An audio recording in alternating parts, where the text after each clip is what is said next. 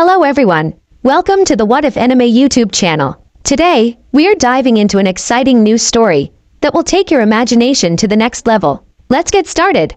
What if Naruto exiled from Konoha, now they are begging him to return? Subscribe if you enjoyed the video.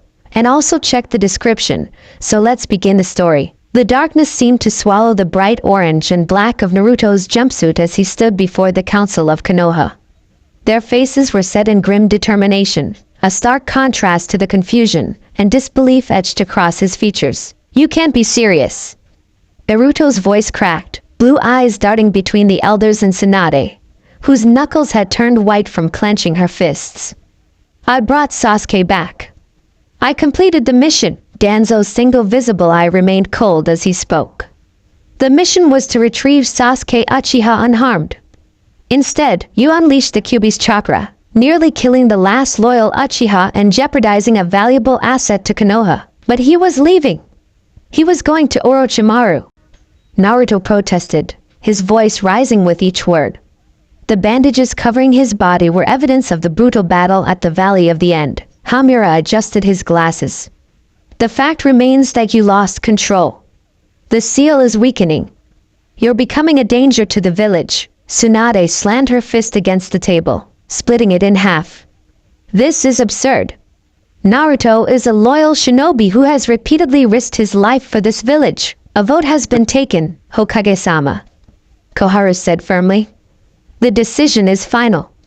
For the safety of Konoha, Naruto Uzumaki is to be exiled, effective immediately." A suffocating silence filled the room. "You have until sunset to gather your belongings and leave," Danzo added, a hint of satisfaction in his voice.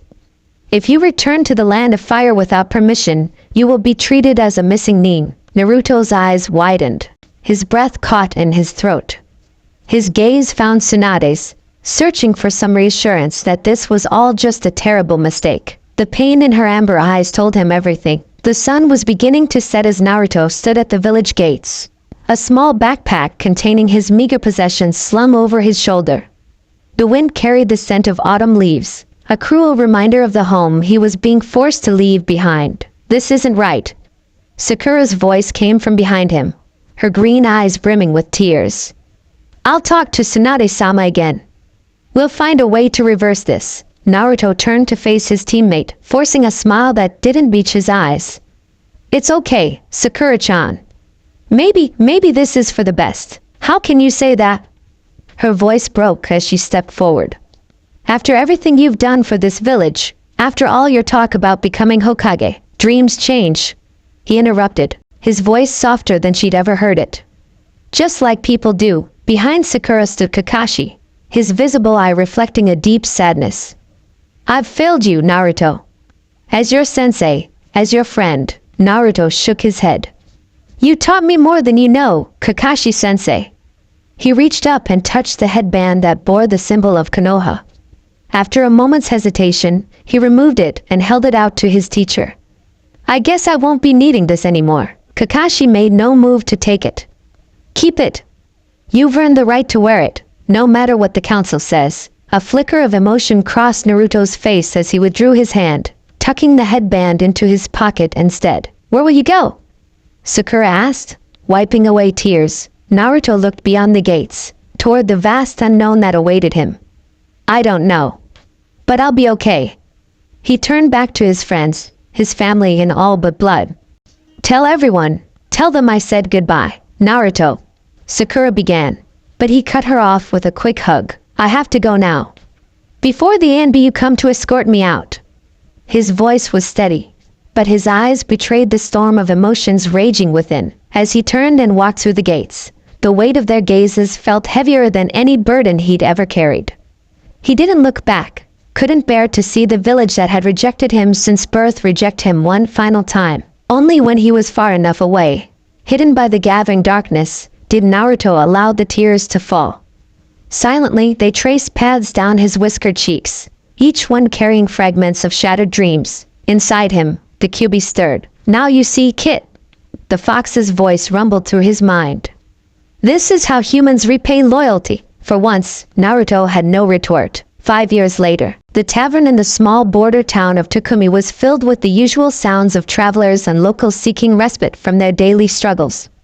In the far corner, a hooded figure sat alone, nursing a cup of sake while observing the room with casual indifference. The cloak that concealed most of his features was weather-worn, speaking of years on the road. Only when he reached for his drink did a hint of sun-kissed skin become visible, along with strange markings that spiraled around his wrists like seals of unknown origin. "Did you hear?" A merchant at a nearby table leaned toward his companion, lowering his voice but not enough to prevent the hooded figure from hearing. "Konoha's in trouble. Big trouble." "What do you mean?" his friend asked, pouring another drink. "Akatsuki.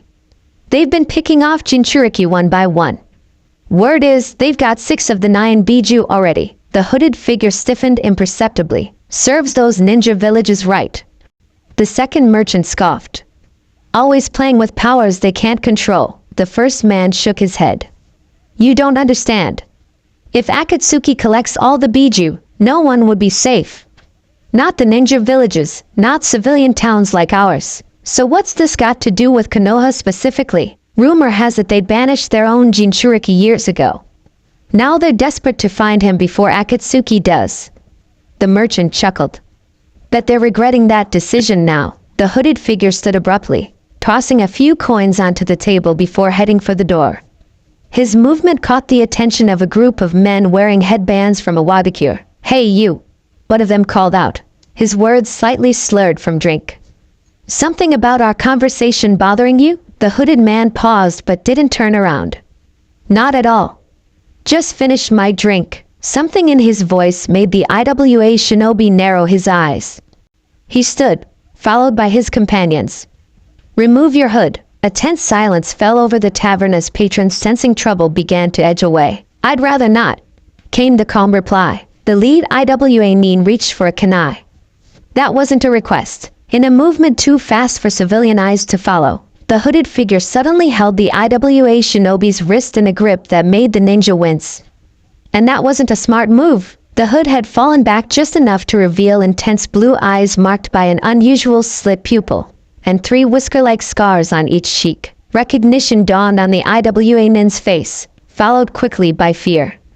"You're..." A pulse of chakra, golden and tinged with red, emanated from the hooded man, and all 4 IWA shinobi collapsed to the floor unconscious. The tavern erupted in panic as the stranger calmly walked out, pulling his hood back into place. Outside, the night air carried the scent of rain. Naruto Uzumaki looked up at the clouded sky, his face illuminated briefly by a flash of lightning. The years had changed him. He was taller now, his features sharper, his once boundless energy replaced by a measured confidence. "Konoha's in trouble, huh?" he murmured to himself, a complex mixture of emotions crossing his face. Within him, the Kyuubi stirred again. "Going to run to their rescue after what they did to you?" How predictably sentimental. Naruto's expression hardened. "I'm not running to anyone. But Akatsuki is my problem too." He flexed his right hand, causing the seal markings to glow faintly in the darkness. 5 years of wandering had not been wasted. He had sought out knowledge from every corner of the shinobi world, training under masters who cared nothing for village politics, only the pursuit of forgotten arts. The Kyuubi scoffed. "You've grown stronger, but you're still the same soft-hearted fool." "Maybe," Naruto admitted, setting off down the road.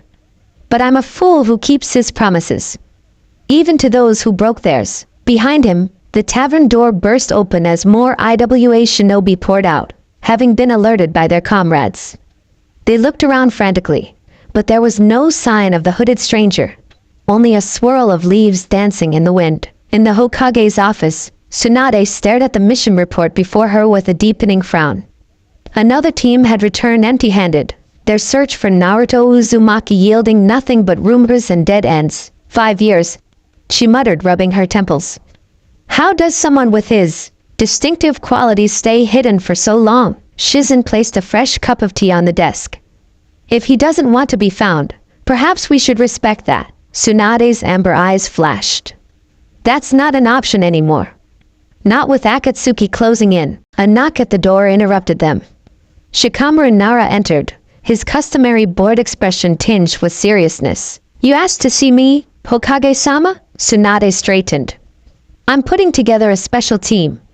Your mission is to locate and make contact with Naruto Uzumaki. Shikamaru's eyebrow raised slightly.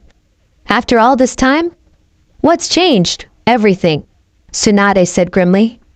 Our intelligence suggests Akatsuki is moving to capture all remaining Jinchuriki. Gaara has already fought them off once, but they'll be back. Naruto needs to be warned and... She hesitated. We need him to return to Konoha where we can protect him. A humorless smile crossed Shikamaru's face. Protect him? Is that how we're phrasing his return now? Be careful, Nara. Tsunade warned, though there was no real heat in her voice. She knew many of the young shinobi had opposed Naruto's exile, Shikamaru among them. Forgive me, Hokage-sama, he said, not sounding particularly apologetic. But have you considered that Naruto might not want our protection? That he might have found somewhere else to call home? Tsunade's expression softened slightly. I've considered everything, Shikamaru. But this isn't just about Naruto's safety anymore. It's about everyone's. She pushed a folder across the desk. I want you to lead a 4-person team. Choose those you trust implicitly. This mission is classified S-rank. Shikamaru took the folder, his sharp mind already calculating the troublesome variables involved. And if he refuses to come back, then you convince him, Tsunade said firmly.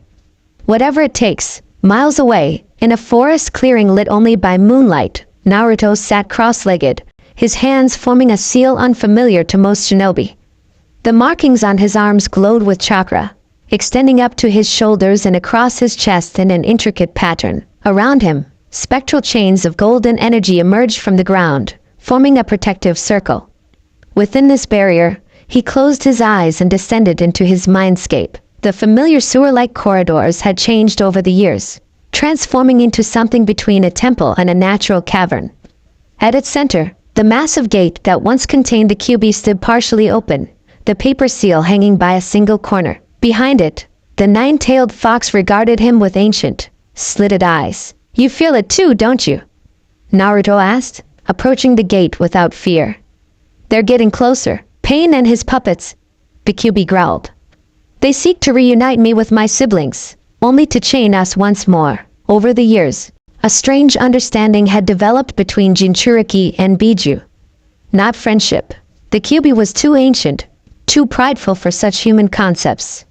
But a mutual respect born of necessity and shared hardship. I won't let them take you, Naruto stated simply. The massive fox bared its teeth in what might have been a grin. Bold words, Kit. But even with our arrangement, you cannot face all of Akatsuki alone. Naruto's expression remained resolute. I don't intend to face them alone. There are others like me, other Jinchuriki who deserve warning, like the Kazekage? Your friend with the tanuki? The Kyuubi's tails swished behind him. He has already tasted their power. He will not survive a second encounter without help. Then I'll help him, Naruto said, rising to his feet. It's time to stop running. The Kyuubi's laughter echoed through the chamber. And what of Konoha? I sensed their chakra signatures searching for you. Growing more desperate by the day, a shadow passed over Naruto's face. Konoha made their choice 5 years ago. Now I'm making mine. As he began to withdraw from his mindscape, the Kyuubi's voice followed him. Be careful, Naruto. Humans are predictable in their betrayal, but also in their desperation. They cast you aside when you were merely a threat. Now that you're a potential savior, I know, Naruto murmured as he opened his eyes to the moonlit clearing. They'll promise anything. He stood, the spectral chains dissolving into particles of light. The wind carried a familiar scent to his enhanced senses. Konoha shinobi, moving fast through the forest, heading in his direction. For a moment, he considered fleeing. 5 years of avoiding his former village had become almost second nature. But something held him in place. Curiosity, perhaps. Or something deeper. Naruto formed a single hand sign, and a clone appeared beside him. You know what to do, he told his doppelganger, who nodded and disappeared into the trees. Then he waited, wondering which faces from his past would emerge from the shadows, and what lies they would tell to bring him home. Hinata's Byakugan strained to its limits as she scanned the forest ahead. The chakra signature is strange. she reported, her voice barely above a whisper. It's scattered like multiple sources that feel similar but not identical. Beside her, Shikamaru frowned. Shadow clones? Possibly, she confirmed. But there's something else. The chakra doesn't feel entirely human. Kiba sniffed the air, Akamaru doing the same beside him. It's definitely him. Older, different somehow, but that's Naruto's scent. The fourth member of their team, Sakura, felt her heart race.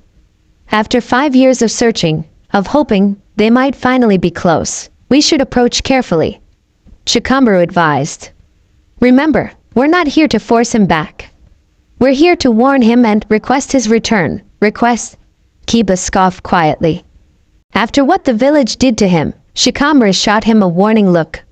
Focus on the mission. They moved forward cautiously, until Hinata suddenly stiffened. Someone's approaching. Fast, a figure dropped from the trees directly in their path. Blonde hair, now longer and wilder, framed a face they all recognized despite the changes. The whisker marks on his cheeks seemed deeper, more pronounced. His blue eyes, once bright with innocent determination, now held a wariness that made Sakura's chest tighten. But it was the smile, that familiar, slightly lopsided smile, that confirmed they'd found him. I was wondering when Konoha would finally track me down, Naruto said, his voice deeper than they remembered. Though I'm surprised by the welcome party.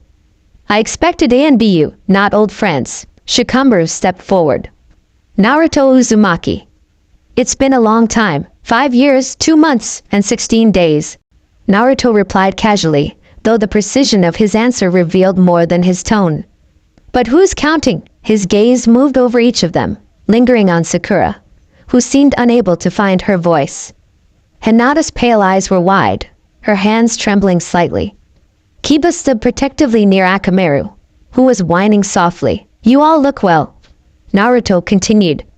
Life in Konoha must be treating you nicely. Shikamaru, ever perceptive, caught the subtle edge in his words. We're not here to exchange pleasantries, though it's good to see you. We have information you need to hear, Akatsuki, Naruto stated simply. They're hunting Jinchuriki, and they're getting closer to completing their collection. The team exchanged surprised glances. You already know? Sakura finally spoke, her voice unsteady. Naruto shrugged. I've been wandering the shinobi world for 5 years. You pick things up when you're not tied to a village, then you understand why we're here. Shikamaru pressed. They're after you, Naruto. The Hokage believes you'd be safer in Konoha. A laugh escaped Naruto, though it held little humor. Safer in Konoha? That's an interesting change of heart. Last I checked, I was considered too dangerous to remain within the village walls. Things have changed. Sakura insisted, taking a step toward him.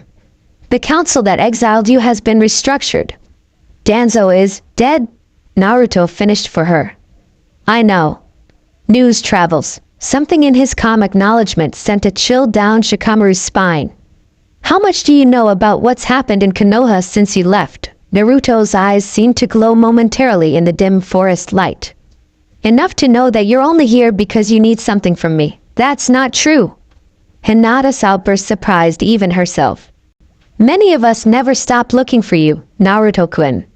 Not because we wanted anything, but because She faltered. Because you what?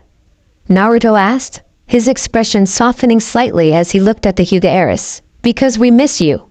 She finished, a faint blush coloring her cheeks. For a moment, the hardness in Naruto's eyes wavered, and they caught a glimpse of the boy they once knew. But it passed quickly, replaced by the guarded look of a shinobi who had learned the cost of trust. I appreciate the sentiment, he said at last. But you should know something. He formed a hand sign, and suddenly his body dissolved into smoke. A shadow clone! Kiba exclaimed. The whole time? Sakura looked stricken. From somewhere in the surrounding forest, the real Naruto's voice reached them. Tell Tsunade I appreciate the warning about Akatsuki, but I've known about them for years. I've been preparing. Naruto, wait! Sakura called out desperately. At least hear us out completely. A long silence followed, during which the team feared he had already gone. Then, leaves rustled above them, and the real Naruto dropped down, landing with barely a sound. The difference between him and the clone was subtle but unmistakable. His presence was heavier, his chakra more potent. The strange markings they had glimpsed on the clone's wrists extended further up his arms, disappearing beneath the sleeves of his dark orange and black coat. 5 minutes, he said, crossing his arms. Then I'm gone. Shikamaru nodded, recognizing this might be their only chance. Akatsuki isn't just after you. They've already attempted to capture Gaara once. Naruto's posture shifted, tension visible in his shoulders. He's alive, Shikamaru assured him. But they'll try again. Our intelligence suggests they're targeting all Jinchuriki systematically, which is why we need to work together. Sakura added earnestly. Not just Konoha, but all the villages with Jinchuriki. Naruto's expression turned skeptical. Since when do the 5 great nations work together on anything? Since the threat became too great to ignore, Shikamaru replied. A summit has been called. Representatives from each village will meet to discuss a united front against Akatsuki. And what does this have to do with me? Naruto asked, though his tone suggested he already knew the answer. Tsunade-sama wants you there, Sakura said. Not just as the Kyuubi's Jinchuriki, but as someone who has lived outside the village system for years. You might have insights others don't. Naruto was silent for a long moment, his gaze distant. When he spoke again, his voice was quiet. You know what's ironic? 5 years ago, I would have given anything to be recognized as valuable to Konoha. The words hung in the air, heavy with unspoken pain. Your 5 minutes are up, he said finally, turning away. Wait. Sakura stepped forward, reaching for his arm but stopping short of actually touching him. What should we tell the Hokage? Naruto looked back over his shoulder, his eyes meeting hers for the first time directly. The intensity in them made her breath catch. Tell her I'll think about it. His gaze swept over the team one last time. It was good to see you all. Truly, before any of them could respond, he vanished in a flash of yellow light that left them blinking in shock. Was that? Sakura began. The Flying Thunder God technique. Shikamaru confirmed, his voice tight with disbelief. Naruto has mastered the 4th Hokage's jutsu, if he's learned that. Kiba muttered. Who knows what else he's capable of now? As they prepared to return to Konoha, Hinata's Byakugan remained active, searching the forest around them. But Naruto was gone, leaving behind only questions and the faint hope that he might return, on his own terms. Tsunade stood by the window of her office, watching as rain began to fall over Konoha. The downpour matched her mood as she processed Shikamaru's report. A clone, she murmured. He sent a clone to meet you. He was being cautious, Shikamaru replied. Given the circumstances of his departure, can you blame him? Tsunade turned, her expression tight with frustration. And the Flying Thunder God technique? You're certain? There's no mistaking it, Sakura confirmed. He disappeared exactly as the history books described the 4th Hokage doing during battle. The implication hung heavy in the room. Naruto, once considered the dead last of his academy class, had somehow mastered one of the most complex space-time ninjutsu ever created, a technique that had earned Minato Namake's the moniker, Yellow Flash, and helped end the 3rd Shinobi World War. That's not all, Kanata added quietly. His chakra, it's changed. It's more controlled, more refined, but also vastly larger than before. And the markings on his arms? Tsunade pressed. Some kind of sealing jutsu, Shikamaru theorized. Though not like any I've seen in our archives. Tsunade sank into her chair, feeling every one of her years. So he's not only evaded capture by Akatsuki but has apparently spent his exile becoming powerful enough that they should fear him instead. He said he'd think about coming to the summit, Sakura offered hopefully. Think about it isn't good enough, Tsunade snapped. The summit is in 3 days, and we need him there. The other Kages need to see that Konoha's Jinchuriki is both alive and loyal to the village. Shikamaru raised an eyebrow. Is he though? Loyal to the village that exiled him? Tsunade's glare could have melted stone.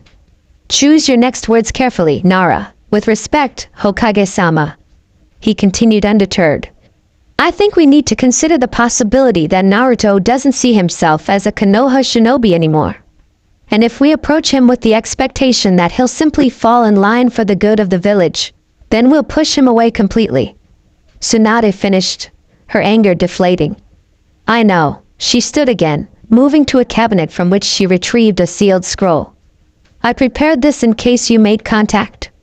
It's for Naruto's eyes only. Sakura took the scroll, noting the complex seals that would prevent anyone but the intended recipient from opening it. Find him again, Tsunade ordered.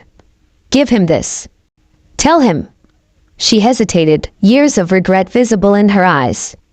Tell him I'm asking as Tsunade, not as the Hokage. In a cave hidden deep within the mountains that bordered the land of fire, Naruto knelt before a small fire, his mind replaying the encounter with his former teammates. Seeing them had stirred emotions he'd thought long buried, fondness, nostalgia, even a flicker of the belonging he'd once desperately sought in Konoha. But alongside these came the sharp pangs of betrayal and abandonment that had been his constant companions in the early days of his exile. They smell of desperation. The Kyuubi commented, its voice reverberating through Naruto's consciousness. The 5 great nations working together? It seems Akatsuki has accomplished what centuries of warfare could not. It won't last, Naruto replied aloud, his voice echoing in the empty cave.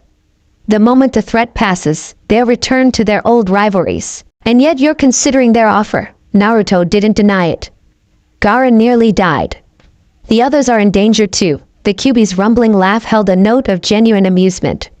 Always the hero, even for those who cast you aside. Some things never change, Kit. Some things do. Naruto countered, rolling up his sleeve to reveal the intricate seal markings that covered his arm. They pulsed with chakra as he channeled a small amount of energy into them. The seals represented years of study, of seeking out forgotten knowledge from the ruins of Uzushiobikure, his mother's homeland, and from other sources far beyond Konoha's reach. They allowed him a level of control over the Kyuubi's chakra that would have seemed impossible 5 years ago. Indeed, the fox agreed, a note of respect in its ancient voice. You are not the same naive child who left Konoha. Perhaps it is time to show them exactly what they lost when they cast you out. Naruto was spared from responding by a sudden flare of awareness. One of the seals he'd placed around his hideout had been triggered. Someone was approaching. He extinguished the fire with a gesture and moved deeper into the shadows, his senses extending outward. 4 chakra signatures familiar from earlier that day. They had found him again, and more quickly than he'd anticipated. Persistent, he murmured, a hint of admiration in his voice. Rather than waiting for them to search the network of caves, Naruto decided to meet them head-on. He formed a familiar cross-shaped hand sign, and 4 shadow clones appeared beside him. You know what to do, he told them, and they nodded before vanishing in different directions. Naruto himself stepped outside into the rain, letting the downpour soak through his clothes as he waited. Within minutes, his former teammates appeared at the forest's edge, looking drenched and determined. Twice in one day, he called out to them, making no move to seek shelter from the rain. I'm starting to think you miss me. Sakura stepped forward, her pink hair plastered to her face by the downpour. We need to talk, Naruto. For real this time, not with a clone. What makes you think I'm not a clone now? He challenged, though a small smile played at the corners of his lips. Hinata activated her Byakugan, studying him for a moment before saying with certainty, This is the real you. Naruto inclined his head slightly, acknowledging her perception.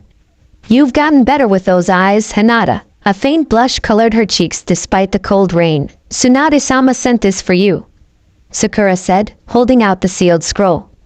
It's for your eyes only. Naruto made no move to take it. And if I'm not interested in what the Hokage has to say, then hear what we have to say.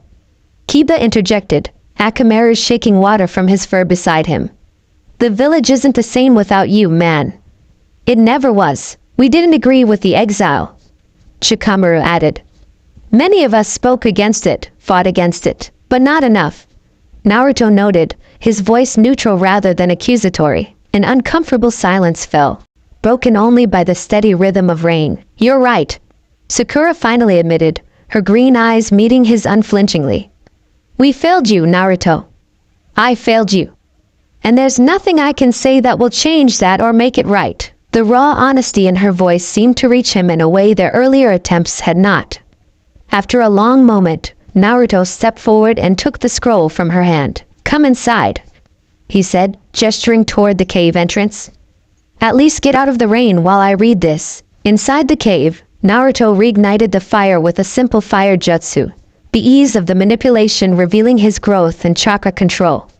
The team gathered around the warmth gratefully as he broke the seals on Tsunade's scroll. His expression remained unreadable as he scanned its contents, though Hinata, watching him closely, caught the brief widening of his eyes at something written there. When he finally rolled the scroll closed, a heavy silence hung in the air. "Well?" Kiba prompted impatiently after several seconds had passed. Naruto stared into the flames, the firelight casting shadows across his features. "She's offering a formal rescindment of my exile. A public apology. Reinstatement as a Konoha shinobi with the rank of Jonin." His friends exchanged hopeful glances. "And?" Shikamaru pressed, sensing there was more. "And she's offering information about my parents," Naruto said quietly. "Their identities, their lives. Everything Konoha has kept hidden from me since birth." "Your parents?" Sakura repeated. "You mean, you don't know who they were?" Naruto's laugh was hollow. "I have my suspicions. The Flying Thunder God technique didn't exactly teach itself." The implication stunned them into silence. "You think..." Hinata began, but couldn't bring herself to finish the thought. "It doesn't matter what I think," Naruto said, getting to his feet. "What matters is that Konoha has held this information hostage for my entire life. And now they dangle it like a prize to lure me back." The bitterness in his voice was palpable. "It's not like that," Sakura insisted. "Tsunade-sama probably thought, I know exactly what she thought." Naruto cut her off. "That after everything, my desperate need to belong, to have a family, would be enough to make me forgive 5 years of exile." He crushed the scroll in his fist. She wasn't entirely wrong. Before anyone could respond, a pulse of chakra washed through the cave as one of Naruto's shadow clones dispersed, sending its information back to him. His head snapped up, eyes suddenly alert. "We need to move. Now, what is it?" Shikamaru demanded, already on his feet. "Akatsuki," Naruto replied grimly, gathering his few possessions with swift efficiency. "2 of them, heading this way." "They must have been tracking you." "Impossible," Kiba growled. "We covered our tracks, used counter-surveillance techniques, and they still found you." Naruto cut him off. "Which means they're better than you gave them credit for." He formed a series of hand signs, causing the markings on his arms to glow with blue-gold light. "I'm going to engage them. You 4 head back to Konoha and warn Tsunade. We're not leaving you to face Akatsuki alone." Sakura protested fiercely. Naruto turned to her, his expression softening briefly. "This isn't the time to prove yourselves, Sakura. I've been preparing for this confrontation for years. You'll only get in the way." "How far out are they?" Shikamaru asked, practical as ever despite the tension crackling in the air. Naruto closed his eyes briefly, accessing the memories from his dispersed clone. 10 minutes, maybe less. "It's Kisame Hashigaki and Itachi Uchiha." At the mention of Sasuke's brother, Sakura's breath caught. "All the more reason we should stay and fight together." "You don't understand," Naruto countered, his voice dropping to a dangerous edge as his eyes flashed crimson for a split second. "I'm not staying to fight them here. I'm going to lead them away from you." Shikamaru analyzed Naruto's stance, noting the confidence that radiated from him. Not the brash overconfidence of his youth, but something tempered and certain. "You've faced them before, haven't you?" A grim smile crossed Naruto's face. "Let's just say we're acquainted." Without warning, Naruto formed a complex sequence of hand signs none of them recognized. The cave floor beneath them glowed with intricate sealing formula that spiraled outward. "What are you?" Kiba began, but was cut off as a sensation like being pulled through water enveloped them. In a flash of golden light, the 4 Konoha shinobi found themselves standing in a forest clearing miles away from the cave. A space-time barrier. Ganado whispered in awe, her Byakugan active as she watched the last traces of the technique fade. "He teleported all of us," Sakura added, disbelief evident in her voice. "With a technique of his own creation." Shikamaru stared in the direction they'd come from, calculating. "We're at least 20 miles from where we were. Directly on a path back to Konoha. That stubborn idiot! Kiba snarled, already moving to head back. We can't just leave him. Shikamaru caught his arm. We have to. This is his fight, and he's made his choice. Our mission now is to report back to the Hokage. But, Sakura protested. Think, Sakura. Shikamaru cut her off. He could have simply fled alone. Instead, he made sure we were safe first. His voice softened. That's the Naruto we remember, isn't it? Always protecting his precious people, even after everything that's happened. Tears welled in Sakura's eyes as she nodded reluctantly. Besides, Shikamaru added, looking back one last time. Something tells me we haven't seen the last of him. The rain intensified as Naruto stood at the mouth of the cave, his senses extending outward. The forest had gone silent. No birds sang. No small animals rustled in the underbrush. Even the insects had fallen quiet. They're here, he murmured, rolling his shoulders to release the tension building there. Within his mind, the Kyuubi stirred. The Uchiha and the shark. This should be interesting. Two figures materialized from the curtain of rain, both wearing black cloaks adorned with red clouds. The taller one, blue-skinned with gill-like markings on his cheeks, grinned to reveal rows of shark-like teeth. The massive sword on his back, wrapped in bandages, seemed to pulse with a sinister energy. Beside him, Itachi Uchiha's face remained impassive, though his Sharingan eyes glowed eerily in the dim light. Naruto Uzumaki, Kisame called out, his voice carrying easily over the downpour. 5 years we've been looking for you. Always a step behind, always finding nothing but rumors. I'm flattered by the attention.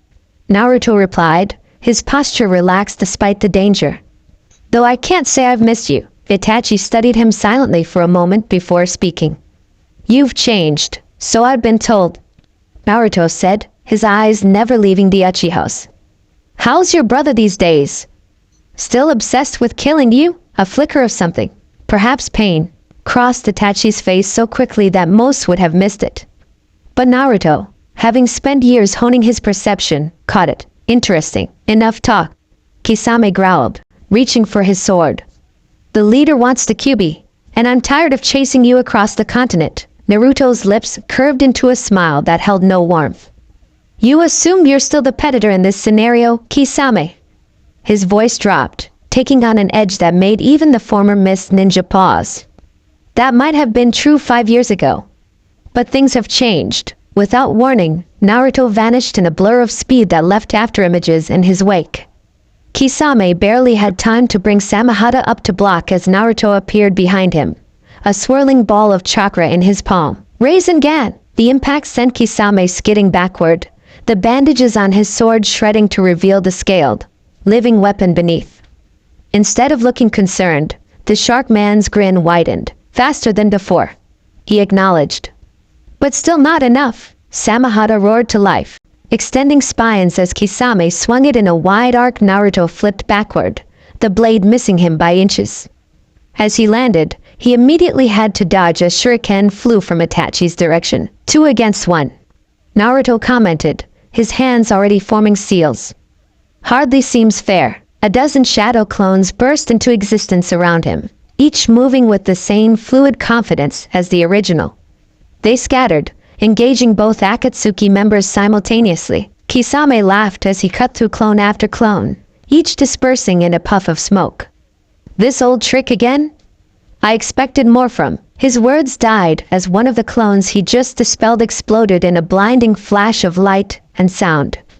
The thunder tag hidden within it left Kisame momentarily disoriented. In that split second, the real Naruto appeared before him, his right hand coated in what seemed to be golden chakra shaped into claws. Kyuubi's Talon!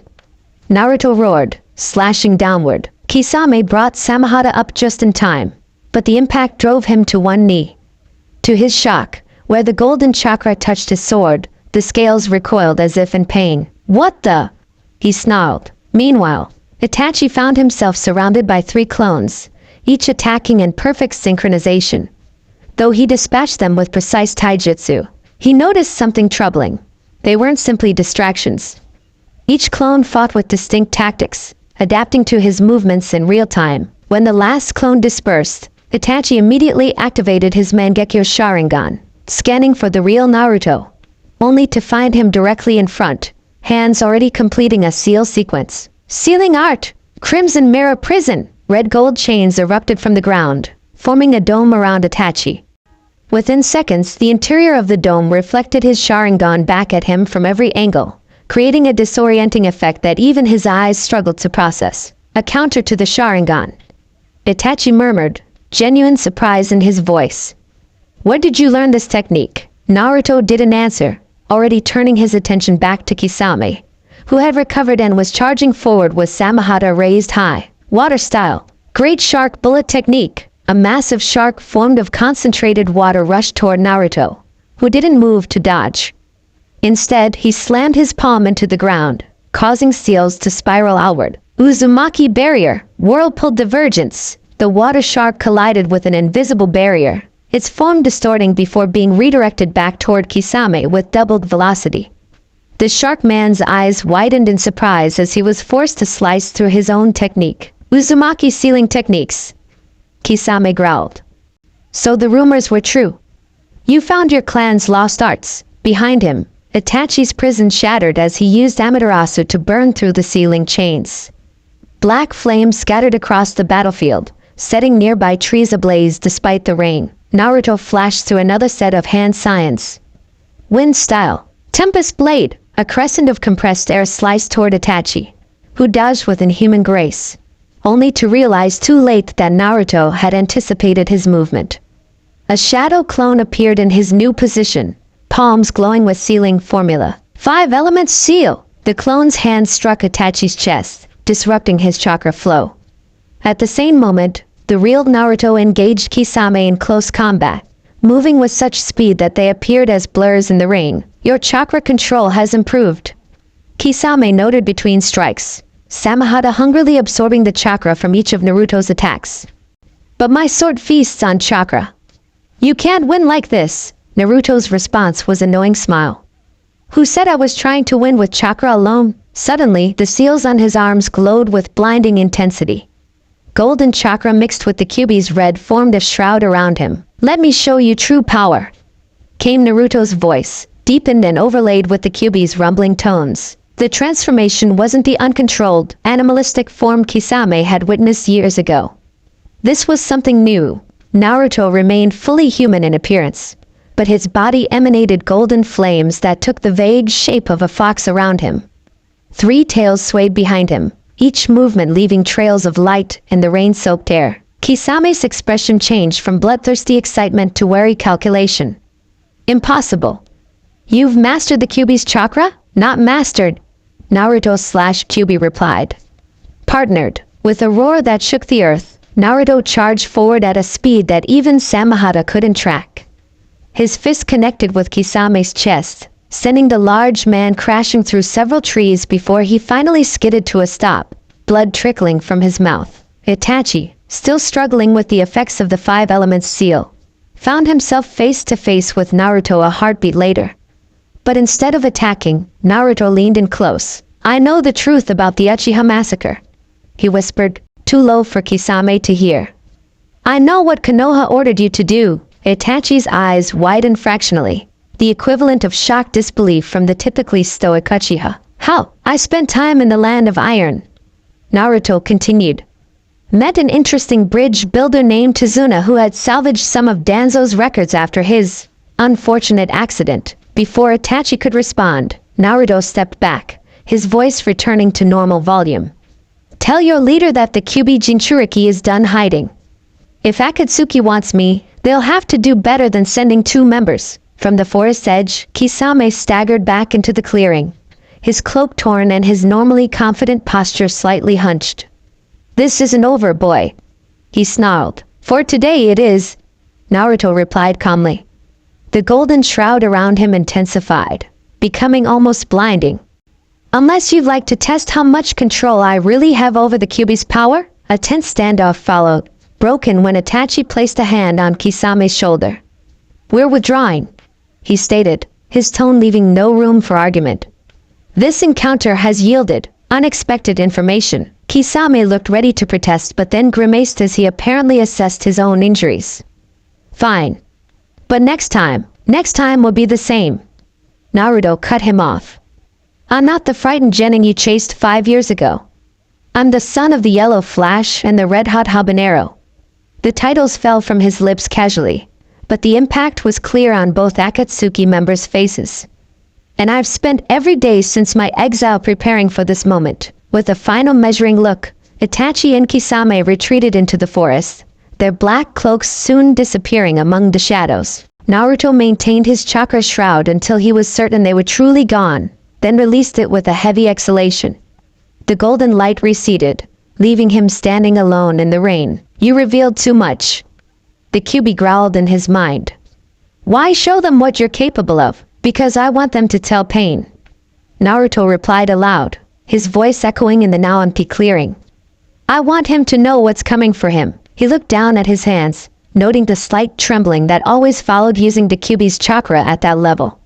Despite years of training, the power still took its toll. And what of Konoha? Will you return for their summit? Naruto's eyes drifted to the crushed scroll lying forgotten on the cave floor. Yes, he said after a long moment. But not for the reasons they hope. As if to punctuate his decision, lightning split the sky, illuminating the battlefield that bore witness to how far the exiled son of Konoha had come, and how far he still had to go. Words spread through Konoha like wildfire, carried on hushed voices and excited whispers. He's coming back. The Jinchuriki is returning. Uzumaki will attend the summit. Though no official announcement had been made, the gossip network that served as Konoha's unofficial intelligence apparatus was rarely wrong about matters of such importance. In the Hyuga compound, Hinata sat in quiet contemplation beside the koi pond, her pale eyes watching the fish swim in lazy circles. The encounter with Naruto had left her with a maelstrom of emotions she was still processing days later. Is it true? Hanabi asked, dropping down beside her sister with less grace than their father would have approved. Is Naruto really coming back? Hinata nodded slightly. It seems so, though I'm not sure coming back is the right phrase. What do you mean? He's different now. Hinata explained, struggling to put into words the change she had sensed in him. Stronger, certainly. More confident. But also distant. Like part of him never forgave Konoha for what happened. Hanabi frowned. Can you blame him? The village treated him terribly even before the exile. Father said the council's decision was one of Konoha's greatest mistakes. Surprise flickered across Hinata's face. Father said that? More or less. Hanabi shrugged.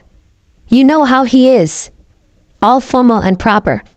But the sentiment was there. A small smile touched Hinata's lips. Hayashi Hyuga had never been overly fond of Naruto during their academy days, viewing him as a disruptive influence. To hear that his opinion had changed was unexpected. The whole village seems eager for his return. Hanabi continued. Though I suspect their reasons are less about making amends and more about having a powerful Jinchuriki back on their side. Hinata sighed. That's what I'm afraid of. If Naruto senses that he's being used again, he might leave for good. Hanabi finished for her. And who could blame him? Across the village, in a different garden, Sakura sat with Ino, their heads bent close together as they spoke in low voices. You actually saw him? Ino marveled, her blue eyes wide. After all this time. What was he like? Sakura twirled a strand of pink hair around her finger, a nervous habit she thought she'd outgrown. Taller, she said with a small laugh. Stronger. His chakra. Ino, it was like standing next to a force of nature, and? Ino pressed, knowing her friend too well to believe that was all. And he was cold. Sakura admitted, pain flashing across her features. Not cruel, just distant.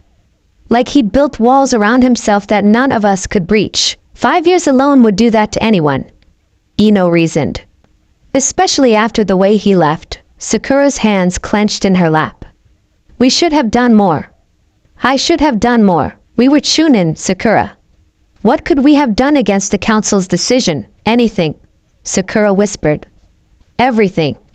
Instead, we let him walk away alone. Will I? Sakura looked up, her green eyes troubled. Or is it too late? In the Hokage's office, Tsunade stood facing the window, much as she had days before when she'd sent the team to find Naruto. But now her posture was different. Less defeated, more resolute. He defeated 2 Akatsuki members, she stated, not turning to look at Shikamaru, who stood behind her. Without assistance. That's our assessment based on the evidence at the site. Shikamaru confirmed. Though defeated might be overstating it. From the battle signs, it appears he forced them to retreat. Still impressive. Tsunade mused. Kisame Hashigaki and Itachi Uchiha are not opponents that most shinobi walk away from encountering, let alone drive back. She turned finally, her amber eyes sharp. And you're certain about the sealing techniques? Shikamaru nodded. Uzumaki seals, from what little I could identify. Similar to what's described in our restricted archives about Yasushi Ogakyu's lost techniques. So he found his mother's homeland. Tsunade murmured, something like pride coloring her voice. Kushina would be pleased, Hokage-sama. Shikamaru ventured carefully. If I may ask, why did the 3rd Hokage keep Naruto's parentage secret from him? Tsunade sighed, looking suddenly tired. Protection, or so Sarutobi-sensei believed. Minato made powerful enemies during the war. If word had spread that his son lived, but after Minato died, the danger remained. Tsunade cut him off. And then it became habit, I suppose. A secret kept so long that revealing it seemed more dangerous than maintaining it. She moved to her desk, pulling out a folder marked with the highest security classification. I've prepared everything. His father's techniques, his mother's history, their story together. All the truths that should have been his birthright. And you think this will be enough? Shikamaru asked. To bring him back permanently? Tsunade's expression hardened. It has to be. The alternative is unthinkable. Which alternative? Shikamaru pressed. That he refuses to help against Akatsuki? Or that he helps but never forgives Konoha? The Hokage didn't answer, but her silence spoke volumes. The day before the summit, a storm gathered over Konoha, dark clouds rolling in from the east. The air felt charged, heavy with anticipation that matched the village's collective mood. At the main gate, the usual bustle of merchants and travelers had slowed to a trickle as rain began to fall. The 2 Chunin on guard duty huddled under the shelter of the gatehouse, grumbling about their luck. Of course it would rain during our shift. One complained. Could be worse. His companion replied, gesturing to the approaching storm. Looks like it's going to get much heavier soon. A flash of lightning illuminated the road leading to the village, revealing a solitary figure walking steadily toward them. The guard straightened, squinting through the rain. Is that? The traveler wore a dark cloak over practical shinobi attire, the hood pulled up against the downpour. As he drew closer, the guards could make out sun-kissed skin and markings like whiskers on his cheeks. Impossible. The first guard breathed, recognition dawning. It's him. Naruto Uzumaki approached the gates of Konoha for the first time in 5 years, his expression unreadable as he looked up at the familiar archway. Rain streamed down his face, mingling with what might have been tears. Or perhaps it was only the storm. State your business. One guard called out, following protocol despite the tremor in his voice. Naruto's blue eyes, sharper and more piercing than the guards remembered, fixed on them. I'm here for the summit, he stated simply. The Hokage is expecting me. The guards exchanged nervous glances. Of course, Uzumaki-san. Do you require an escort to the Hokage Tower? A small, humorless smile crossed Naruto's face. I think I remember the way. As he passed through the gates, the hum of conversation throughout the village fell silent. Civilians and shinobi alike stopped in their tracks, turning to stare at the returning exile.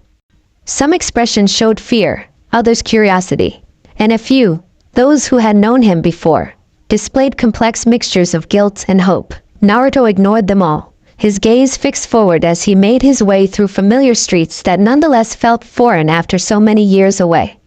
The village had changed, buildings repaired and improved, new shops where old ones had stood, faces carved into the Hokage monument that he didn't recognize. Yet beneath these surface changes, Konoha remained essentially the same. The same village that had feared him as a child. The same village that had exiled him as a young man. The same village that now needed him desperately. The irony wasn't lost on him. As he approached the Hokage Tower, a figure stepped into his path. Kakashi Hatake, his former sensei, stood with his hands in his pockets, his visible eye carefully neutral. Naruto, Kakashi said simply. Welcome home. Naruto stopped, regarding the older man silently for a long moment. Is it home, Kakashi-sensei? He finally asked, his voice carrying no accusation, only genuine question. Can a place that cast you out ever truly be home again? Kakashi had no answer for that. Instead, he fell into step beside his former student as they entered the tower together. For what it's worth, Kakashi said quietly as they climbed the stairs. I never stopped arguing for your return. None of Team 7 did. I know. Naruto acknowledged, his expression softening slightly. Sakura told me. They reached the door to the Hokage's office, where two A&BU guards stepped aside without a word. Before Kakashi could knock, Naruto placed a hand on his arm. Before we go in, he said, there's something you should know. I didn't come back for Konoha. Kakashi's eye widened slightly. I came back because innocent people are in danger. Naruto continued. Jinchuriki like me, who didn't ask for this power but bear it anyway. And because whatever Akatsuki is planning will hurt far more than just the 5 great nations, then why come back at all? Kakashi asked. Why not fight Akatsuki on your own terms? A sad smile crossed Naruto's face. Because despite everything, there are still people here worth protecting. People who never gave up on me, even when the village did. With that, he pushed open the door and stepped into the office where Tsunade waited, his chin held high and his shoulders straight. No longer the broken boy who had left in exile, but a man who had forged his own path in the shadows. The prodigal son had returned to Konoha, but whether as savior or merely ally remained to be seen. And in the storm that raged outside, thunder rolled like distant drums, heralding changes that would shake the very foundations of the shinobi world. Tsunade had imagined this moment countless times over the years. In her most optimistic scenarios, Naruto would return with that boundless forgiveness that had always been his most remarkable trait, ready to reclaim his place in the village. In her darkest fears, he would return consumed by vengeance, the Kyuubi's influence having twisted him into something unrecognizable. The reality that stood before her now fit neither expectation. Naruto Uzumaki stood tall and composed, his soaked cloak dripping onto the office floor. His blue eyes, once so easy to read, now held depths she couldn't fathom. The whisker marks on his cheeks seemed deeper, more defined, and the markings visible on his wrists pulsed faintly with chakra. Naruto, she said, his name catching slightly in her throat. Hokage-sama, he replied formally, using her title rather than the familiar Ba-chan he had once favored. The distance implied by that simple choice wasn't lost on her. Please sit, she offered, gesturing to the chair across from her desk. Naruto removed his wet cloak, hanging it near the door before taking the offered seat. Kakashi remained standing, positioning himself near the wall, present but not intruding. Tsunade studied the young man before her, noting the changes 5 years had wrought. The unruly blonde hair was longer now, framing a face that had lost its childish roundness. His shoulders were broader, his posture more controlled, but the most significant change was in his eyes, still that striking blue, but now holding a wariness, a guardedness that spoke of lessons learned the hard way. You look well, she said finally, breaking the uncomfortable silence. Freedom agrees with me, Naruto replied, the faintest hint of challenge in his tone. Tsunade accepted the barb with a nod. I deserved that. You deserved worse, he corrected, though his voice remained even. You were supposed to protect me. As Hokage. As my godmother. The accusation hung in the air between them, sharp and unavoidable. Yes, Tsunade admitted, meeting his gaze directly. I failed you, Naruto. We all did. For a moment, something like surprise flickered across his face. Perhaps he hadn't expected her to acknowledge her failure so plainly. The scroll I sent, she continued. Did you read it all? Naruto nodded once. I did. Then you know what I'm offering. Formal reinstatement. Public acknowledgement of the injustice done to you. Recognition of your heritage and birthright. Pretty words, Naruto commented. But words can't undo 5 years of exile. Tsunade leaned forward, her amber eyes intense. What would then? Tell me what you want, Naruto. What would it take to make this right? A humorless smile curved his lips. You still don't understand. There is no making this right. What's done is done. He gestured toward the window, toward the village beyond. Konoha made its choice when it cast me out. I've made my peace with that, then why return at all? Tsunade challenged, because Akatsuki threatens more than just this village. Naruto replied evenly. And because some people here still matter to me, even if the village itself doesn't. The blunt assessment stung, but Tsunade couldn't deny its truth. The summit begins tomorrow, she said, changing tactics. Representatives from all 5 great nations will be present, including the Kazekage. At the mention of Gaara, Naruto's expression softened marginally. I look forward to seeing him. Your presence will send a powerful message. Tsunade pressed. That Konoha stands with its Jinchuriki, that we are united against Akatsuki. Is that what this is about? Naruto's voice took on an edge. Using me to make Konoha look strong and righteous? No. Tsunade snapped, her patience fraying. This is about saving lives.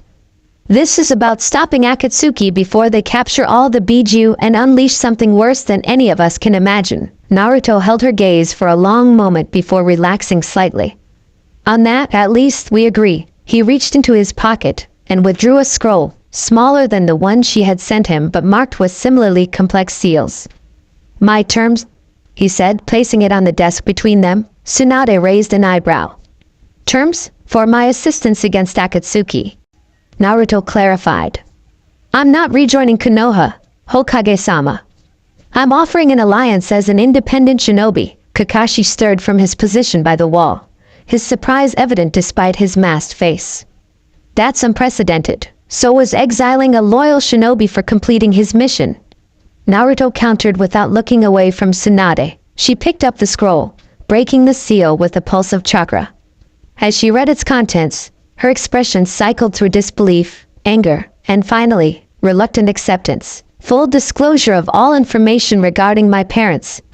She read aloud.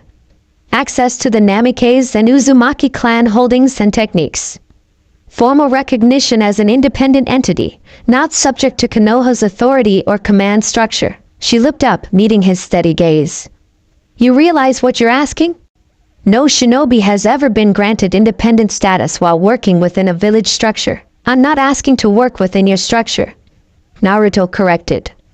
I'm offering to assist against a common enemy on my terms. And after Akatsuki is defeated? What then? Naruto shrugged, the gesture deceptively casual. That depends on Konoha, doesn't it?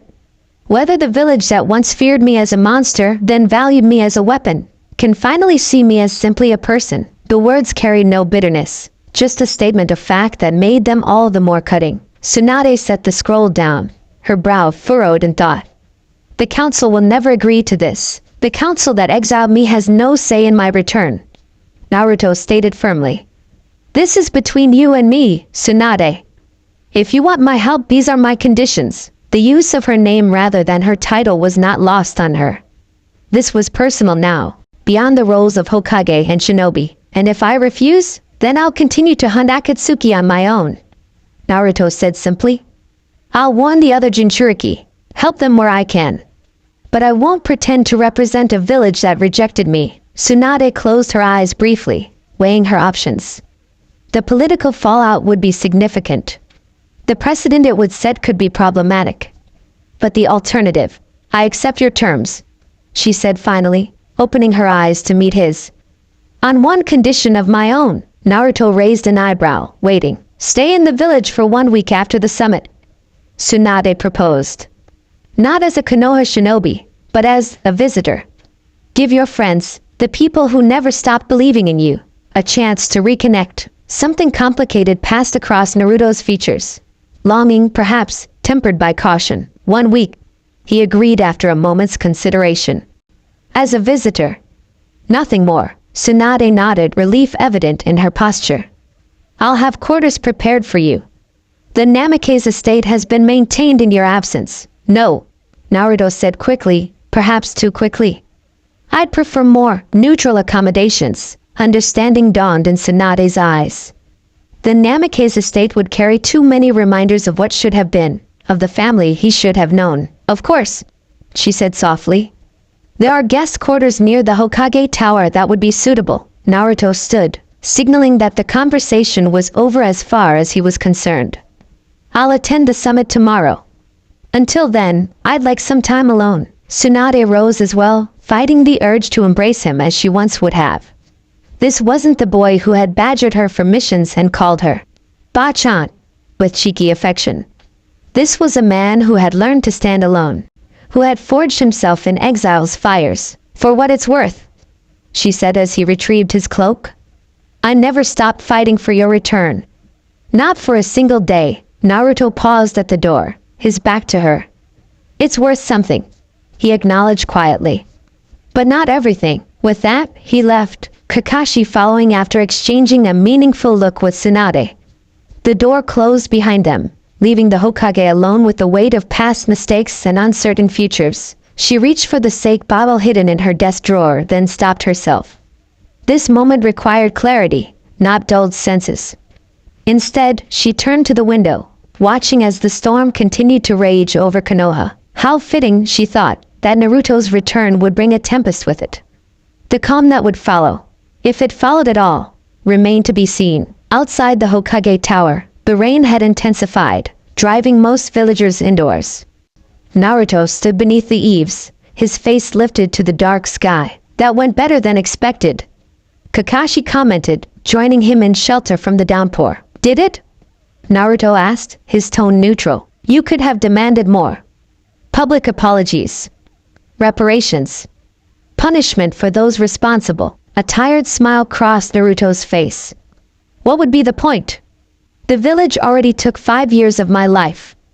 I won't give them another second of my thoughts. Lightning flashed, illuminating the whisker marks on his face in stark relief against his tan skin. Besides, he continued, his voice dropping low enough that only Kakashi could hear. What I want can't be demanded or decreed. Kakashi studied his former student, noting how the raindrops seemed to curve around him, as if even nature itself recognized something had fundamentally changed in the once boisterous ninja. And what is it that you want, Naruto? The Jinchuriki's eyes flashed. For just an instant, Kakashi could have sworn they shifted to crimson slits before returning to their ocean blue. Understanding, Naruto answered simply. He extended his hand palm up into the rain, watching as droplets gathered there. Not pity or guilt or fear. Just understanding. A sudden pulse of chakra emanated from his palm, causing the collected rainwater to spiral upward in a miniature vortex.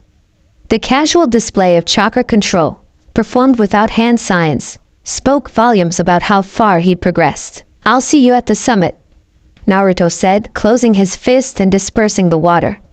Without waiting for a response, he leapt from the tower's entrance, disappearing into the storm-drenched village. Kakashi remained still, his visible eye tracking Naruto's blurred form as it vanished among the rooftops.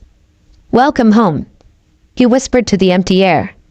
Even if it isn't home anymore. The news of Naruto Uzumaki's return spread through Konoha faster than the storm clouds overhead.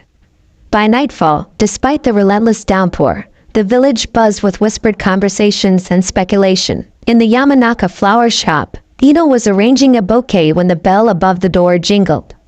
She looked up to see Sakura, her pink hair plastered to her forehead, rainwater dripping onto the wooden floor. Is it true? Sakura demanded without preamble, her green eyes wide and urgent. Ino carefully set down the flowers. That depends on what it is, forehead. Don't play dumb. Sakura snapped, moving closer. Naruto. Is he really back? The blonde Kunoichi's expression softened. Yes. Shikamaru confirmed it. He saw him entering the Hokage Tower himself. Sakura gripped the counter, her knuckles widening. And? Did anyone speak to him? How is he? Why did he? Breathe, Sakura. Ino interrupted, placing a steadying hand on her friend's trembling shoulder. Nobody's spoken to him yet, except Lady Tsunade and Kakashi-sensei. Lightning flashed outside, casting harsh shadows across Sakura's troubled face. 5 years, she whispered. 5 years without a word, and he just walks back into the village? Ino studied her friend carefully. You sound angry. I'm not angry, Sakura protested too quickly. Then more softly. I don't know what I am. The shop fell silent save for the drumming of rain against the windows. Both Kunoichi remembered all too clearly the day of Naruto's exile, the council's decision, the protests that fell on deaf ears, and the haunting emptiness he left behind. He's staying at the diplomatic quarters, Ino offered finally. Near the eastern wall, Sakura's head snapped up. How do you know that? A knowing smile curved Ino's lips. I have my sources. The question is, what are you going to do with that information? Before Sakura could answer, the shop door burst open again. Kiba and Izuka stood in the doorway, Akamaru at his side, both of them drenched and panting. You've heard? He demanded, looking between the two women. About Naruto? Yes, Ino confirmed. Kiba's face broke into a fierce grin. Good, because we're having an emergency meeting. Everyone's gathering at Ichiraku's in 20 minutes. Everyone? Sakura questioned. The whole gang. Rookie 9. Well, what's left of us anyway? Kiba clarified, his expression darkening momentarily at the reminder of their fractured group. Lee and Tenten too. Miji would be there if...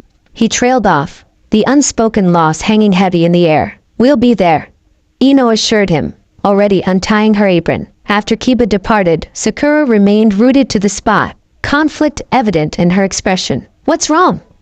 Ino prompted. I thought you'd be the first one racing to see him. Sakura's hands clenched at her sides. What do I even say to him, Ino? Sorry we let the village exile you. Sorry I couldn't stop it. Her voice cracked. Sorry I failed you again? Ino moved around the counter, pulling her friend into a tight embrace. You start, she said firmly. By showing up. The diplomatic quarters were austere but comfortable, a far cry from the cramped apartment of his childhood, or the rustic huts and caves that had sheltered him during his years of wandering.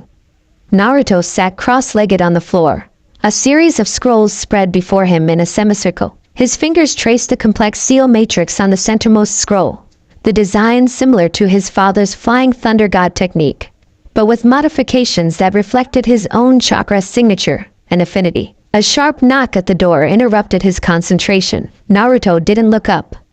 I said I wanted to be alone, Kakashi-sensei. It's not Kakashi. Came a familiar gruff voice from the other side. Naruto's head snapped up, eyes widening slightly. With a quick motion of his hand, the scrolls rolled themselves up and disappeared into a storage seal on his wrist. He moved to the door and opened it to find Irika Yumino standing in the hallway, soaked to the bone but smiling. Irika-sensei. Naruto breathed, genuine surprise evident in his voice. For a moment neither moved. Then Irika stepped forward, wrapping Naruto in a fierce embrace, heedless of his wet clothes. You stubborn, impossible, brilliant boy, Irika murmured, his voice thick with emotion. Despite himself, Naruto felt his carefully constructed walls crumbling. His arms rose slowly, returning the embrace with careful restraint, as if afraid Irika might shatter, or worse, disappear. I'm not a boy anymore, he said softly. Irika pulled back, his hands on Naruto's shoulders as he studied the young man before him. Pride and sorrow warred in his expression. No, he agreed, blinking rapidly. No, you're not. Naruto stepped aside, a silent invitation. As Irika entered, he noticed how the younger man positioned himself to maintain clear sight lines to all entrances and exits, a habit born of years living as a hunted man. How did you know I was here? Naruto asked, closing the door. Irika shrugged, water droplets flying from his ponytail. I'm still an academy teacher. We know everything that happens in this village. A ghost of Naruto's old smile flickered across his face. Some things never change, and some things change too much. Irika countered, his expression growing serious. I never stopped writing to you, you know. Even when my letters came back unopened, Naruto's eyes softened. I know. I found some of them when I crossed back into Fire Country. You didn't read them? I couldn't, Naruto admitted, turning away. Not then. The unspoken question hung in the air. And now, instead of pressing, Irika changed tactics. Are you hungry? I happen to know a ramen stand that serves the best miso chashu in the 5 nations. For the first time since his return, genuine emotion broke through Naruto's composed facade. A complex mixture of longing, nostalgia, and apprehension. "Ichiraku," he whispered, the name itself a talisman from a different life. Irika nodded encouragingly. "Tuchi-san never took down your photo, you know. It's still there, right above the counter." Naruto turned to the window, watching raindrops trace paths down the glass. "I'm not that person anymore," he said quietly. "No one expects you to be," Irika replied. "But there are people who've waited 5 years to see you again. People who never stopped believing in you." A sudden flare of chakra pulsed through the room, Naruto's control slipping for just an instant, revealing the turmoil beneath his calm exterior. "Did they know?" he asked abruptly, his back still turned. "About my parents?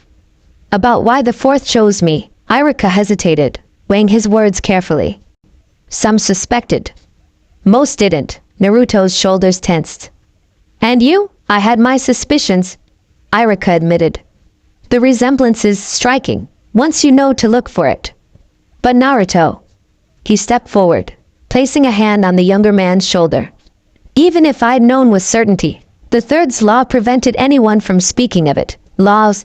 Naruto scoffed, a bitter edge to his voice. "The same laws that labeled me a demon when I was an infant. The same laws that exiled me for doing exactly what I was trained to do." His eyes met Irika's in the window's reflection, flashing dangerously. "Maybe it's time we stopped hiding behind laws and secrets," he continued, "and faced the truth about what Konoha really stands for." The challenge in his words was unmistakable, a gauntlet thrown down that extended far beyond their private conversation. Irika recognized the precipice they stood upon. "Perhaps," he agreed carefully. "That's exactly what this summon needs to address." Their reflection stared back at them from the rain-streaked glass. Teacher and student, past and present, the Konoha that was and the uncertain future that loomed before them. Lightning split the sky outside, illuminating the room in stark white light for a heartbeat. And in that flash, something seemed to shift in Naruto's expression. "One bull," he conceded finally.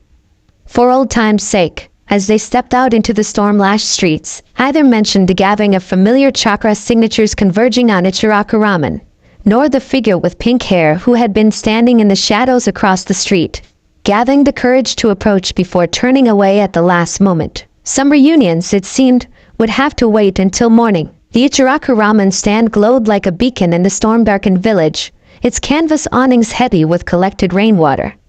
As Naruto approached alongside Irika, he felt a strange tightness in his chest, nostalgia mixed with something sharper, more painful. "Irika-sensei," he said suddenly, stopping just outside the glow of the lanterns. "Wait." The rain cascaded around them, but neither moved to seek shelter. Naruto's eyes, sharper now, more calculating than they had ever been in his youth, scanned the ramen stand's interior. His enhanced senses could detect them all, 8 distinct chakra signatures, each as familiar to him as his own heartbeat once was. "They're all here," he murmured, a muscle tightening in his jaw. Irika's expression softened. "They've been waiting a long time, Naruto. I didn't ask them to wait." The words came out harsher than he intended. A flash of lightning illuminated their faces, throwing the new, hard angles of Naruto's features into stark relief. In that instant, Irika saw clearly the toll that exile had taken, not just physically, but in the carefully constructed armor that now surrounded the once open heart of his former student. "No," Irika agreed quietly. "You didn't. They chose to." Naruto's hand unconsciously drifted to his abdomen, where beneath layers of clothing, the seal that bound the nine tails pulsed with steady power. "Fine," he relented finally. "But on my terms." Without waiting for a response, he formed a single hand sign, a variation of the shadow clone technique that Irika had never seen before. Instead of the usual cloud of smoke, the rain itself seemed to coalesce, forming a perfect duplicate of Naruto that stood silently beside them. "A water clone?" Irika asked, unable to hide his amazement at the advanced technique. Naruto's mouth curved into the ghost of a smile. "Something like that." The clone nodded once and stepped ahead of them, pushing aside the hanging Norin curtains to enter the ramen stand first. Inside Ichiraku, conversation died instantly as the curtain parted. 8 pairs of eyes fixed on the figure silhouetted against the stormy night. "Naruto!" Kiba was the first to react, half rising from his stool before freezing as the newcomer fully entered the light. There was something, off about him. Something in the way he moved. Too fluid, almost incorporeal. A clone. Shikamaru observed quietly, his sharp eyes narrowing. Interesting precaution. The Naruto clones surveyed the gathering with an unreadable expression. Kiba and Akamaru, Shikamaru, Choji, Ino, Lee, Tenten, and Hinata, all seated in a semicircle around the counter, leaving one empty stool in the center. Conspicuously absent were Sakura and Sai. He wants to be sure it's safe. Hinata whispered, her Byakugan activating briefly. His chakra is different. More controlled. Tochi emerged from the back, a steaming bowl in his hands, only to stop short at the sight of the clone. His eyes widened, then filled with understanding and a hint of sadness. The usual, he said, setting the bowl down at the empty seat. On the house. Always. The clone bowed slightly, then dissipated, not in the usual puff of smoke, but dissolving into mist that lingered in the air before being drawn back through the curtain by an unseen force. A moment later, the real Naruto entered, followed by Irika. The silence was absolute, broken only by the persistent drumming of rain on the canvas overhead and the soft hissing of broth on the stovetop. Naruto stood just inside the entrance, his eyes sweeping over his former comrades, taking in 5 years of changes in a single glance. You all look well, he said finally, his voice neither warm nor cold. Then, as if some invisible signal had been given, the stillness shattered. Naruto Kiyuen! Lee exploded forward, crossing the distance between them in a green blur, only to stop abruptly as a wall of compressed air materialized between them. A defensive jutsu Naruto had activated with just the slightest movement of his fingers. Sorry, Naruto said, dropping the barrier. Old habits. Lee's exuberance dimmed slightly, but he recovered quickly. Your youthful spirit is as sharp as ever. Your reflexes are most impressive. 5 years on the run will do that. Shikamaru commented dryly, still seated but studying Naruto with calculating eyes. An uncomfortable ripple passed through the group at the blunt acknowledgement of Naruto's exile. I wasn't running, Naruto corrected, his gaze steady on Shikamaru. I was hunting. The statement hung in the air, loaded with implication.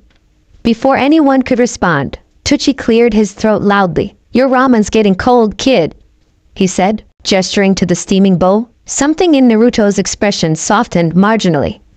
He moved toward the empty seat, and as he passed Hinata, he paused. Your chakra control has improved, he observed quietly. I could barely sense your Byakugan activating. Hinata's cheeks flushed, but her gaze didn't waver. And yours has become extraordinary. A ghost of Naruto's old smile flickered across his face. I had good teachers. Teachers? Kiba interjected, leaning forward eagerly. Where have you been all this time? What have you been doing? We've heard rumors, but Kiba. Shikamaru cut in sharply. Let him eat first. Naruto took the offered seat, inhaling deeply as the familiar aroma of miso chashu ramen washed over him. For just a moment, the carefully constructed facade cracked, revealing a flash of the boy he had once been. Itadakimasu, he murmured, breaking apart his chopsticks. The tension in the stand eased slightly as Naruto took his first bite. A comfortable, if somewhat awkward, silence fell as the others returned to their own meals, stealing glances at their returned comrade. So, Choji ventured after a few minutes. I guess you're here for the summit? Naruto nodded, swallowing a mouthful of noodles. Among other things, the other Jinchuriki will be there. Tenten added. Well, the ones that are left. Something dangerous flashed in Naruto's eyes. 5, he said, his voice suddenly hard. 5 remain. The implication was clear. 4 had been captured, their tailed beasts extracted at the cost of their lives. Gaara's delegation arrived this afternoon. Kanata offered, clearly trying to shift toward a less grim subject. He's been asking about you. I know, Naruto replied, surprising them. We've kept in touch. 8 pairs of eyes widened in shock. You've been in contact with the Kazekage? Irika asked, unable to hide his surprise. All this time? Not all of it, Naruto clarified, setting down his chopsticks. But enough. The Jinchuriki. We have ways of finding each other. The casual revelation stunned the group into silence.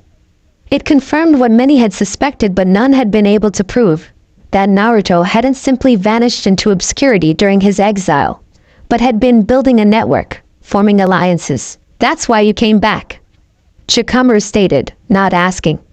"The Akatsuki are making their final move." Naruto's eyes met his, acknowledging the deduction with a slight nod. "They have 4 of the tailed beasts already. They're getting desperate for the rest, which means they'll come for you," Ino concluded, her voice tight with concern. A cold smile curved Naruto's lips. "They've been trying. For 5 years now." There was something in his tone, a dark confidence, almost predatory, that sent a collective shiver through the group. This was not the Naruto who had left Konoha, brash and unpredictable but fundamentally innocent. This was someone forged in combat and solitude, someone who had learned to embrace the very power that had once made him an outcast. "The difference now," Naruto continued, "is that they're no longer hunting scattered targets. They're gathering their forces for a coordinated assault, and we need to be ready." Came a new voice from the entrance. All eyes turned to see Sakura standing in the doorway, her pink hair darkened by rain, her green eyes fixed on Naruto with an intensity that made the air at the small stand feel suddenly charged with electricity. Naruto's expression revealed nothing as he met her gaze. "Sakura," he acknowledged, his voice perfectly neutral. She stepped fully into the light, water dripping from her jonin vest. "Hokage-sama sent me. The Kazekage has requested your presence. Now?" Iruka questioned, glancing between the 2 former teammates. "No," Sakura confirmed, her eyes never leaving Naruto's face. "There's been a development. The Mizuki's delegation was attacked en route." Naruto stood in a single fluid motion, placing payment for his barely touched ramen on the counter despite Tuchi's protests. "I'll go to him," he said, then turned to address the group. "We'll continue this reunion another time." "Wait," Kiba protested. "We just got you back." "You can't just. I'm not back," Naruto interrupted, his voice suddenly hard. "I'm here as an ally, not as a Konoha shinobi.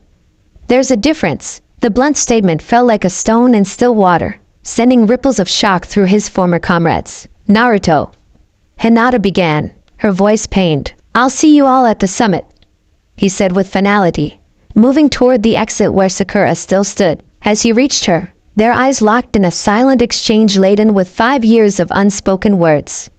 For a heartbeat, something vulnerable flickered across Naruto's face, then vanished as quickly as it had appeared. "Lead the way," he said simply. Without another word, Sakura turned and stepped back into the rain, Naruto following close behind. The Norin curtain swung shut behind them, leaving the gathering in stunned silence. "Well," Shikamaru sighed, breaking the tension. "That was heartbreaking," Hinata finished quietly, her eyes shimmering with unshed tears. Iruka stared at the untouched portion of Naruto's ramen, his expression troubled. "He's carrying more than we can see," he murmured. Much more. Outside, lightning split the sky once more, illuminating 2 figures leaping across rooftops toward the Hokage Tower. Former teammates moving in perfect synchrony despite the years and wounds that separated them, drawn together once more by the approaching storm that threatened to engulf them all. The Kazekage's temporary quarters occupied the highest floor of the diplomatic wing, a space traditionally reserved for the most honored guests of Konoha.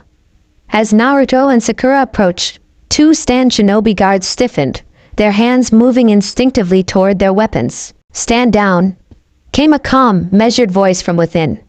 "He is expected." The guards immediately stepped aside, bowing deeply as Naruto passed. The deference surprised Sakura. It was the kind of respect typically reserved for Kage-level officials. Inside, Gaara stood with his back to the large windows that overlooked the village, his crimson hair and pale features stark against the storm-darkened glass. The formal Kazekage robes had been set aside.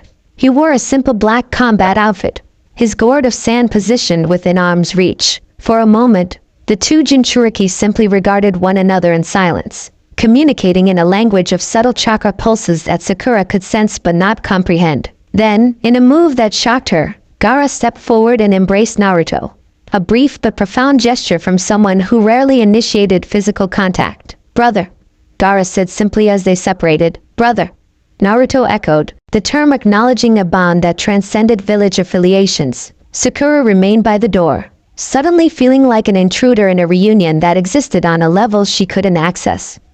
The easy familiarity between the two men confirmed what Naruto had revealed at Ichiraku. They had indeed maintained contact during his exile. The attack on the Mizuki's delegation, Naruto said, getting straight to the point. Akatsuki? Gaara nodded gravely. 2 members.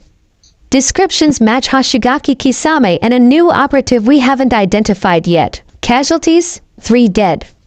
The Mizuki herself is unharmed but delayed. She'll arrive by dawn. Naruto's eyes narrowed. It's starting. They're trying to disrupt the summit before it begins. Yes, Gaara agreed. But there's more. He glanced briefly at Sakura, hesitating. She can be trusted, Naruto stated, surprising Sakura with his immediate defense. Gaara nodded once, then continued. My intelligence network reports unusual activity near the former Sound Village. Large chakra surges, consistent with summoning techniques on a massive scale. Naruto's expression darkened. Kabuto, you're certain? Gaara questioned. I encountered him 8 months ago in the land of rivers. Naruto confirmed grimly. He's changed. Integrated parts of Orochimaru into himself somehow. His chakra signature is unstable, but immensely powerful. The casual revelation that Naruto had fought one of the most dangerous missing nin in the shinobi world, and survived to report on it, sent a chill down Sakura's spine. If Kabuto is working with Akatsuki, she interjected, stepping forward, then they have access to Orochimaru's research, including his experiments on the first Hokage cells and reanimation techniques. Both men turned to her, their expressions grim. Precisely, Gaara acknowledged. Which is why we've accelerated our timeline. The 5 Kage will meet tonight, not tomorrow. Uzumaki Naruto, your presence has been formally requested. Naruto raised an eyebrow. By whom? By all of us, Gaara stated simply. This is no longer about village politics. This is about survival. A sudden pulse of chakra, dark, ancient, and immensely powerful, emanated from Naruto, causing the rain outside to momentarily freeze in midair before resuming its descent. Then let's not keep them waiting, he said, his eyes flashing crimson for a heartbeat before returning to their natural blue. As they moved to exit, Sakura found herself walking alongside Naruto, close enough to catch the scent of rain and wilderness that clung to him. So different from the ramen and sunshine she remembered. Naruto, she said quietly, finding her voice at last. Before we go in there, I need to say, not now, he interrupted, his voice not unkind but firm. There will be time for that conversation, Sakura. But not tonight. The formality with which he addressed her, no suffix, no warmth, struck deeper than any physical blow could have. This was no longer the boy who had looked at her with undisguised adoration, who had promised to bring Sasuke back no matter what it cost him. This was a man who had learned to protect himself from more than just physical attacks. All right, she conceded, swallowing the apology that had risen to her lips. But soon, he nodded once, his eyes meeting hers briefly. In that moment, Sakura caught a glimpse of something beneath the carefully maintained facade. A flicker of the Naruto she had known, wounded but not extinguished. Soon, he agreed as they stepped into the rain once more. 3 shadows moving swiftly toward a meeting that would determine the fate of the shinobi world. Behind them, unnoticed by any of the 3, a 4th shadow detached itself from the darkened corner of the diplomatic wing. A pale figure with ink-black hair and eyes that revealed nothing watched their departure before dissolving into a puddle of black liquid that seeped into the ground, carrying vital intelligence to its master. The stage was set. The players were gathering. And beneath the storm-lashed village, currents of power and destiny were converging toward an inevitable confrontation that would test not just Naruto's newfound strength, but the bonds he had once valued above all else. The Hokage Tower's central chamber had been transformed. The usual administrative furnishings had been cleared away, replaced by a massive circular table bearing the insignia of all 5 great nations. Storm light filtered through high windows, casting dramatic shadows across the faces of the most powerful shinobi in the world. Tsunade sat beneath the leaf symbol, hands folded before her. To her right, Gaara's pale features remained impassive, the dark rings around his eyes more pronounced in the dim light. The massive form of the Reikage, A, dominated the section beneath the lightning emblem. His muscular arms crossed over his broad chest. Beside him, an empty chair awaited the Mizukage arrival, and directly opposite Tsunade sat the hunched figure of Inoki, the Tsuchikage, ancient and weathered but with eyes sharp as kunai. His gaze fixed on Naruto the moment he entered the chamber. "So," the old man rasped, "the Nine-Tails Jinchuriki returns to Konoha. How convenient." A subtle ripple of tension passed through the room. The shadows in the corners deepened as if responding to Naruto's darkening mood. "I'm not here for Konoha," Naruto stated flatly, stopping at the edge of the table. "I'm here because Akatsuki threatens all of us." The Reikage leaned forward, his massive frame causing the reinforced chair to creak ominously. "Bold words from someone who's been hiding for 5 years while my brother and others were hunted down like animals." Chakra pulsed from Naruto, not angry or threatening, but controlled and deliberate. The sensation washed over the room like an invisible tide, making even the experienced Kage straighten slightly. "I wasn't hiding." Naruto's eyes flashed crimson for a heartbeat. "I was hunting them. Asked the families of Kakuzu and Haiden if they thought I was hiding." A stunned silence followed his words. "You..." Tsunade's eyes widened. "You took down 2 Akatsuki members alone?" A cold smile curved Naruto's lips. "Did you think I spent the last 5 years feeling sorry for myself, Hokage-sama?" The Reikage slammed his fist against the table, leaving a spiderweb of cracks in the polished surface. "If what you say is true, why didn't you make contact with the allied shinobi forces? We could have coordinated efforts." "Allied?" Naruto scoffed, his gaze sweeping across the chamber. "When I left, there was no alliance. Only 5 separate villages, each guarding their secrets and advantages while Jinchuriki were kidnapped and killed." He locked eyes with the Reikage. "Where was your alliance when Yujitoni was taken? Or when Konoha cast out its own Jinchuriki for doing exactly what he was trained to do?" "Enough!" Tsunade's voice cut through the tension. "We're not here to rehash past failures. We're here because Akatsuki is making its final move." Lightning flashed outside, illuminating the ceremonial robes of the assembled leaders in stark white light.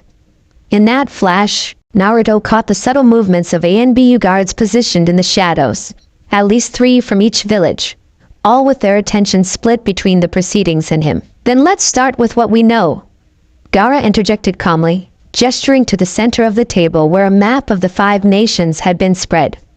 "Akatsuki has captured 4 Jinchuriki and their tailed beasts.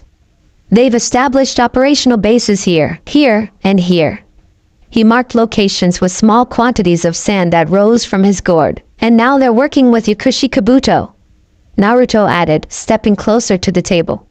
"Which means they likely have access to the impure world reincarnation technique." Inoki's ancient features hardened.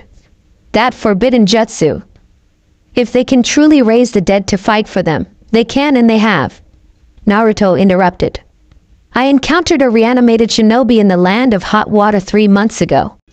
A former cloud ninja named Ginkaku." The Reikage's expression transformed from skepticism to alarm. "Ginkaku of the Gold and Silver Brothers? Impossible. Their bodies were sealed away after they ingested the Nine-Tails chakra and survived." Naruto finished for him.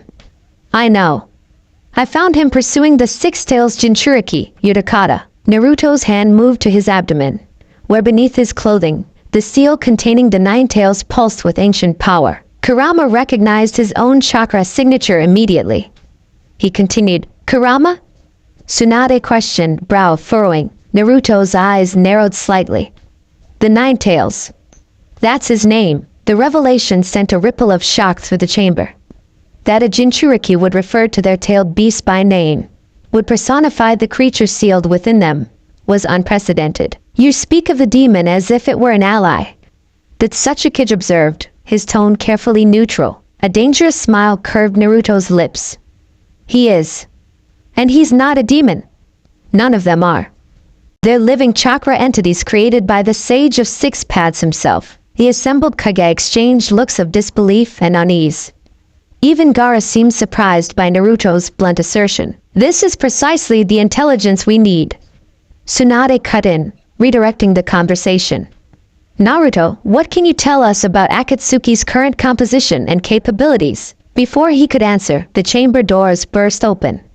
A Konoha ANBU operative stumbled in, blood streaming from a wound in his side. Hokage-sama! He gasped. We're under attack. The western wall. A massive explosion shook the tower, the concussive force shattering windows and sending glass cascading across the polished floor. Through the newly created openings, they could see the village's western perimeter engulfed in flames that burned unnaturally blue against the rain-darkened sky. Samahata, Naruto muttered, recognizing the signature chakra-devouring flames of Kisame Hashigaki's legendary sword. The Reikage was already moving, his body crackling with lightning chakra as he headed for the exit. Secure the perimeter! All guards to battle stations! Wait! Naruto's voice cut through the chaos, his command so forceful that even the Reikage paused. This is exactly what they want, to scatter our forces. His hands flashed through a series of unfamiliar seals. Sage art, sensing sphere, natural energy coalesced around him, forming a transparent dome that expanded outward, passing through the walls of the chamber and beyond. Naruto's eyes shifted, the blue irises taking on an orange pigmentation at the edges, his pupils becoming horizontal bars. 5 distinct chakra signatures, he reported, his voice deepening as he accessed Sage mode. 2 at the western wall, Kisame and Zetsu. 1 approaching from underground, that's Kabuto. And 2 more. His eyes snapped open fully, alarm evident on his face. They're coming for Tsunade, he announced. The real attack is here. No sooner had the words left his mouth than the floor beneath them exploded upward, debris flying in all directions. Through the dust and smoke, a sinister figure rose, pale skin, serpentine eyes, and white scales covering half his face. Kabuto.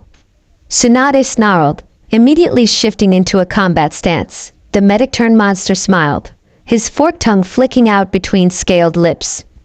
Lady Tsunade. Always a pleasure to see my sensei's old teammate. His gaze shifted to Naruto, and his smile widened unnaturally. And the Nine-Tails Jinchuriki. My, what interesting company you're keeping these days, Naruto-kun. Everyone back! Naruto shouted, chakra already swirling around his right hand, forming a Rasengan that pulsed with wind-natured energy. But instead of attacking, Kabuto made a single-hand sign. Summoning, impure world reincarnation. The floor cracked further as 3 coffins emerged from the ground, their wooden surfaces marked with elaborate sealing symbols. As the lids creaked open, an oppressive chakra filled the chamber, ancient, powerful, and unmistakably familiar to those who had served Konoha. Tsunade's face strained of color. No, it can't be. From the first coffin stepped a figure with long black hair and armor bearing the Senju clan symbol. From the second emerged a white-haired man with red facial markings and a forehead protector bearing the kanji 4 oil. And from the third, Father, Naruto whispered, as the 4th Hokage, Minato Namikaze, opened eyes marked with the black scara of the reanimated dead. Naruto. Minato spoke, his voice hollow yet somehow still carrying the warmth that had been recorded in the chakra imprint he'd left within his son's seal. You've grown so much. Touching, Kabuto sneered. But I'm afraid family reunions will have to wait. You see, my reanimated Hokage have orders to kill everyone in this room, starting with the Jinchuriki. The first Hokage, Hashirama Senju, turned sorrowful eyes toward the assembled leaders. Forgive us. We cannot control our actions, except me, came Jiraiya's voice, unexpectedly strong and clear. The reanimated Sanin's eyes fixed on Kabuto with unmistakable defiance. Your control isn't perfect yet, is it, Kabuto? Alarm flashed across the snake-like features. Impossible. You shouldn't have any autonomy. Jiraiya smiled, that familiar, confident smile that had once been a constant in Naruto's life. You underestimated the sealing techniques I mastered. Even in death, some barriers can't be broken. He turned to Naruto, pride evident in his expression despite the unnatural black scara. I knew you'd find your path, kid. Even without me, pervy sage, Naruto whispered, emotions threatening to crack his carefully maintained composure. Enough! Kabuto snarled, forming another hand sign. Kill them all! Hashirama and Minato blurred into motion, the former creating wooden spikes that erupted from the floor, the latter disappearing in a yellow flash that signaled his legendary Flying Thunder God technique. The Kage scattered, each activating their formidable defenses. Gaara's sand formed a protective cocoon around himself, and the wounded Anbu. The Reiki's body crackled with lightning as he matched Minato's speed. Anoki took to the air, his dust release already forming between his cupped hands. Tsunade found herself facing her grandfather, dodging wooden restraints that threatened to ensnare her. "I won't hold back," she warned, chakra gathering in her fist. "Even against you, grandfather, I would expect nothing less," Hashirama replied, sorrow and pride mingling in his voice as their powers clashed. Naruto stood motionless, his eyes locked with his father's as the yellow flash circled him at imperceptible speeds. "You have your mother's spirit," Minato observed, kunai materializing in his hand. "I'm sorry, Naruto. I can't stop what's coming, I know," Naruto replied calmly. Then, to everyone's shock, he closed his eyes. But I'd been preparing for this moment for a long time. Golden chakra suddenly erupted around him, enveloping his form in a brilliant aura that illuminated the entire chamber. 9 distinct tails of pure energy formed behind him, swaying with hypnotic grace. Minato's eyes widened. "That's full 9 tails chakra mode," Naruto confirmed, opening eyes that now glowed with golden light. "Kurama and I have come to an understanding." The revelation sent shockwaves through the room, momentarily pausing even the reanimated Hokage in their tracks. "Complete control over the 9 tails?" Kabuto's expression shifted from confidence to alarm. "That's not possible. Many things are possible," came Jiraiya's voice from behind him. "When you stop trying to dominate power and learn to harmonize with it instead." Before Kabuto could react, Jiraiya's hands slammed into his back, complex sealing symbols spreading across the snake man's scaled skin. 5-pronged seal, spirit containment, Kabuto screamed, his body contorting as the seal attempted to suppress his control over the reanimated shinobi. But the technique was incomplete. Jiraiya's reanimated form lacked the full chakra reserves needed to complete such a powerful seal. "Naruto!" Jiraiya called out, strain evident in his voice. "I need your chakra to complete the seal." In a flash of golden light, Naruto appeared beside his mentor, his hand extending to touch Jiraiya's back. Chakra flowed between them, studying to teacher one final time. "Together, pervy sage," Naruto said, his voice thick with emotion. "Just like you taught me." The sealing symbols glowed with renewed intensity, burning through Kabuto's defenses. The snake man howled in pain and fury, his control over the reanimated Hokage wavering. Sensing the opportunity, Minato flashed to Naruto's side. "Son," he said urgently, fighting against the compulsion to attack. "I don't have much time before he regains control. There's something you need to know about Akatsuki's true leader, I'm afraid." Came a deep, resonant voice from behind the mask. "That family secrets will have to wait, Madara." Tsunade snarled, recognizing the ancestral enemy of the Senju clan. The masked figure tilted his head slightly. "Not quite," he replied enigmatically. His single visible eye, bearing the concentric circles of the Rinnegan, fixed on Naruto. "I've waited a long time to meet you properly, Naruto Uzumaki. Or should I say, the last piece of my puzzle." Naruto's golden aura intensified, the chakra tails behind him lashing with barely contained power. "You won't take Kurama," he stated flatly. "Many have tried. All have failed." "Indeed," the masked man agreed, seemingly unconcerned by the display of power. "But none of them were me." With a casual gesture, he released a pulse of gravitational force that sent everyone in the chamber flying backward. Everyone except Naruto, who stood unmoving in his golden chakra cloak. "Impressive control," the masked Akatsuki observed. "Kurama has finally found a worthy partner." Naruto's eyes narrowed. "You know his name." "I know many things about the tailed beasts," came the calm reply. "I was there when the Sage of Six Paths created them." After all, a disbelieving murmur ran through the assembled Kage. If true, it would make this man hundreds of years old. Impossible by any normal standard. "Enough talk," the Reikage growled, his body once again crackling with lightning as he prepared to charge. "Agreed," the masked man replied.